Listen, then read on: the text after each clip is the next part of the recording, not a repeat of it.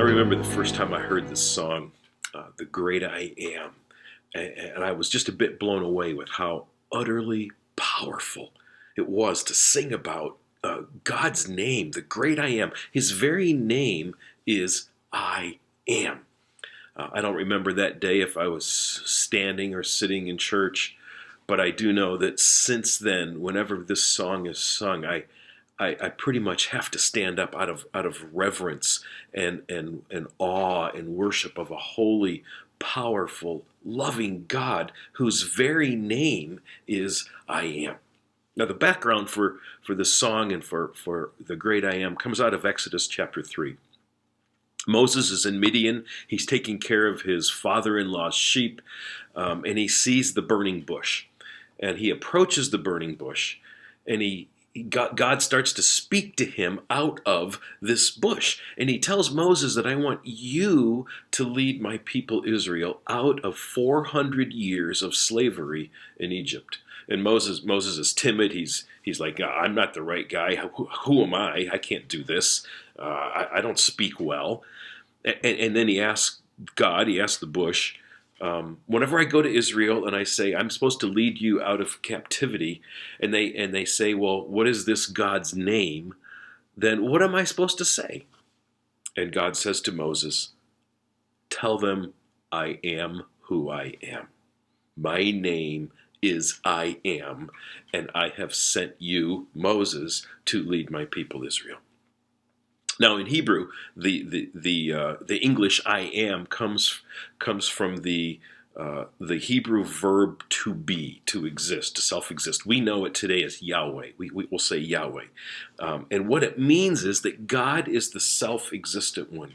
He is the one. He exists completely in Himself. We need air to breathe. We need someone to keep our hearts beating at night when we sleep. Our lungs breathing. We need a lot of external help.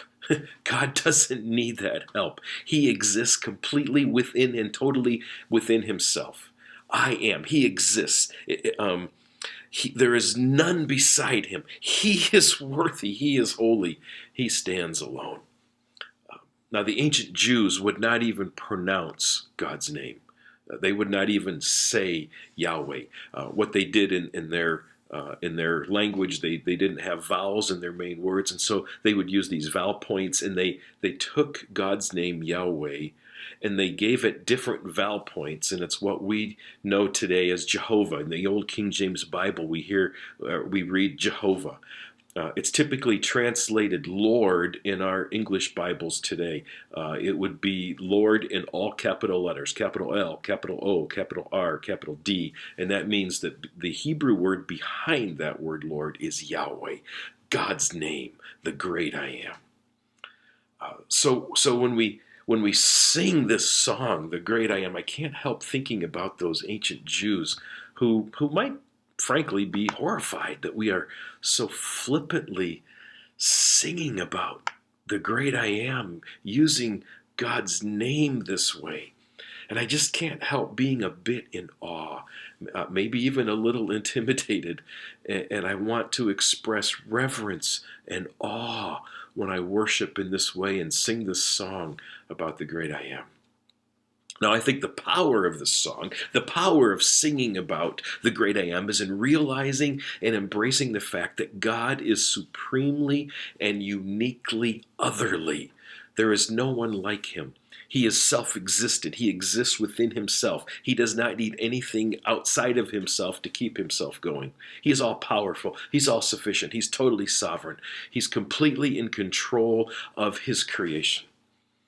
I know when things are a mess, when life is in chaos, when there's confusion, when all of the craziness of the last couple years, not to mention all of life. Life gets messy and life gets crazy and things go on that we don't understand and we get confused and we start to question, God, are you really in control? I mean, really, God, this is what you're doing in my life.